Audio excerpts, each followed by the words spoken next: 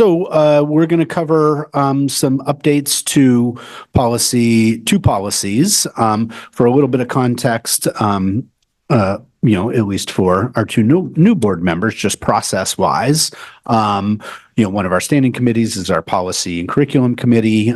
We review various policies. We have a work plan if either of you end up on the committee, that we can kind of talk through where our goal this year really is to get a number of kind of older policies updated and make sure kind of we have like a strong foundation of our policy book. So older ones that need updating, any of the kind of plans, making sure that required plans are in place and things of that nature. So oftentimes policies can come forward as well because they're legislative changes. And so we need to, tonight's a good example. There have been legislative changes, so we need to update our policies to be consistent with kind of the state laws that have been passed at the state level or federal level in some cases, depending on the policy. So that can be one motivation. Other policies we might engage in just because we want to update them to align with kind of our vision, values, and beliefs and things like that. So, and then kind of how we engage in this is the policy committee. One, we work closely with our legal counsel, Drummond Woodsum. They do policy work and provide guidance to us to make sure we're compliant with state law.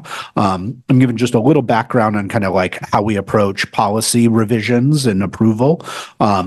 So we work with them, often work with sample policies that they have. I work with an attorney there who does review of some of our policies or that I'll ask questions to.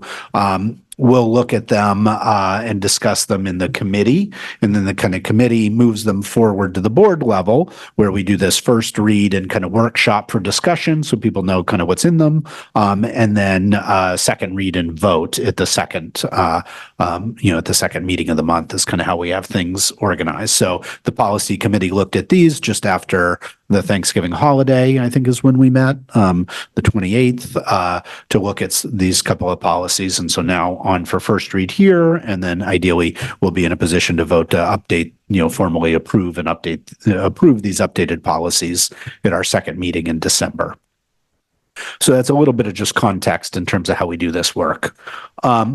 So we have two policies that we're looking at that are, and I'll talk about them each individually, we're looking to provide updates because there were, legislative changes that impacted our policy. So the first one we'll talk about is policy JHB, our truancy policy. So, attached there in board docs, and, as I say, board docs can appreciate that there's likely some orientation to accessing board docs and the materials in there. So, we'll think through that to make sure you can see that. But the truancy policy really has just a couple of updates to conform to some legislative changes. So in a prior legislative session, they updated kind of the compulsory school attendance, which included this language that you see here under definitions, which essentially made it if you enrolled for kindergarten, then you had to go to school. Prior to that, it wasn't required to attend school at kindergarten. So now the truancy policy is being updated to align with that. So if a student is enrolled for kindergarten, that these same kind of criteria apply in terms of truancy so that we can make sure that they continue to attend. And then, so that's the main change. As you'll see, there isn't substantive changes to the procedures that we engage in around truancy in terms of, trying to resolve, the reasons for attendance and things like that. There was one small kind of technical change that's kind of updated in terms of if it gets to the point of, kind of sending a formal letter from the superintendent's office, there was a change to kind of the procedure for how those are sent. It's supposed to be 2 efforts by certified mail. So just updated to conform with those kinds of those changes. So not huge updates to the policy, but one to get in line with the current state law. So those are the substantive updates. I wanted to respond to two things that we discussed in the committee. So one of the steps in the truancy procedure, and this is elevated up, is that, that the superintendent, the language of the procedure says shall kind of inform law enforcement of truancy. So that's not all cases that happens. And we had some discussion about whether we had in the committee, whether there was any latitude for us to modify that language at any level. So I consulted with our counsel, and because that is in state statute, we don't have latitude to kind of change that. So it shall. What she reminded me of when we had the discussion, though, is that typically that is not referral directly to police, but is referral to a district attorney, which historically there has been very little to no kind of engagement, right? We don't find that to be a useful lever for families, and the district attorney has not committed much resource to that. So that was one update from our discussion that I wanted to kind of loop back to. One of the other things that in the language of what's defined as truancy is that it may be considered child abuse and neglect, and thus subject to mandated reporting. And so, there is nothing in state law or anything that offers a specific kind of threshold, but the interpretation that we talked about that does feel consistent with, I think, what the right approach is if it's not because someone is truant, thus you must make a mandated report. That is not the legal interpretation. It's if we suspect that the reason for truancy is neglect, right? Then we would, because if we suspect neglect outside of truancy, just in general, as school staff were mandated to report, it would be in that case that we would potentially report around truancy. So it's not because a student's truant, we must make a report to DHHS. That's not the interpretation and guidance, because the language is may in the definitions in the policy and the state law. And so really looking at kind of what are the reasons behind it. And if we think there's a broader issues of neglect going on, then we might, at that point, consistent with our mandated reporting responsibilities, make those updates. Or make that report. I apologize.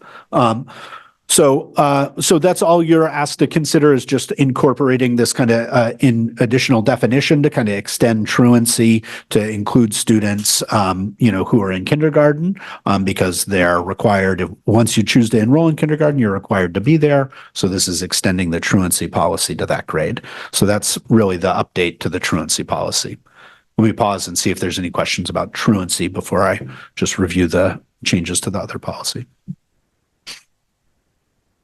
I would just say that there was a pretty robust discussion within the committee around really pushing on some of the language that you highlighted, Aaron. So I'm glad that you were able to, find out what we could and couldn't change. But I think I just want to make sure that the full board knows that the policy or that committee was talking about our undocumented students, our students living in poverty, really looking at this policy put in place, how could it potentially be harmful beyond its intention.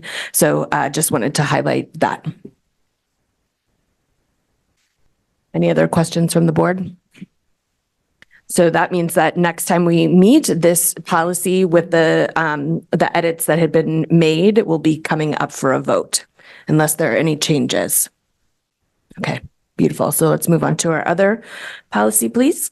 Great. So we have policy JKAA, and then just again for new board members, when you see a policy with the R at the end, so JKAA-R, that there's a difference between a policy, which is kind of the general intent, and then the procedure that kind of carries it out. So the R designates for a procedure. So JKAA has both the policy in which there are some changes, and then there are many changes to the procedure here. So again, this is driven by changes that have happened over the past couple years in the state legislature. So I believe it was in 2021. There were initial changes adopted by the legislature to what's referred to as Chapter 33. So Chapter 33 is a set of rules that's held by the Maine Department of Education that kind of spell out what it looks like. So this is the legislature often passes a law, and then it's the responsibility of different agencies agencies in the government to develop kind of formal rules. So Chapter 33 speaks to rules around restraint and seclusion. So restraint and seclusion, again, just for context, is a practice of last resort as an intervention to prevent, serious physical harm to the student or others. And that's what's part of what the changes were both in the law and what you see reflected in the, proposed changes in the policy, is to, again, make that abundantly clear that it's a strategy of last resort. And then since 2021, the Maine Department of Education went through a process to update the rules and then recently just published those new rules here in the fall of 2023. And so our policy is driven, the updates to our policy are consistent with those new rules. So this is to kind of make us current with the existing state rules and the state law that kind of is behind Chapter 33.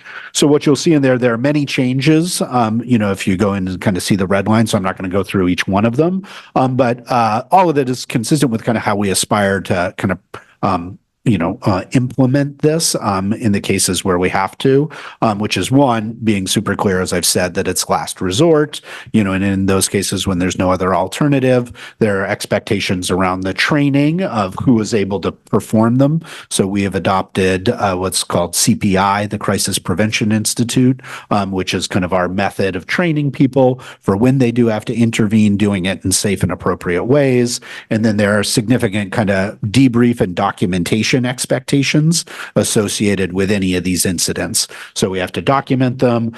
Parents obviously have to be notified. The team has to debrief after multiple incidents. Then if a student has an IEP, then there needs to be an IEP team meeting. So there are just a number of those things spelled out in the procedure in detail that, our current practice, kind of reflects. So this is really just changes to ensure our policy is compliant with state law.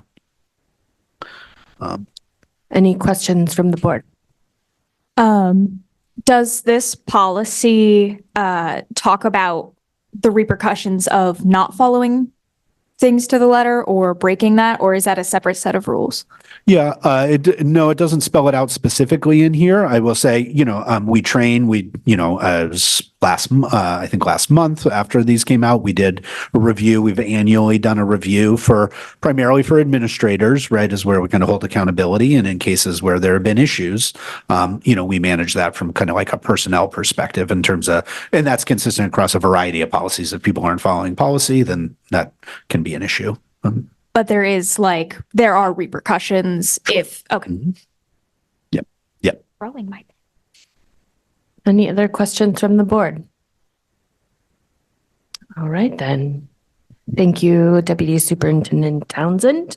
Thank you, board members. So we will, we've already adjourned, but we'll double adjourn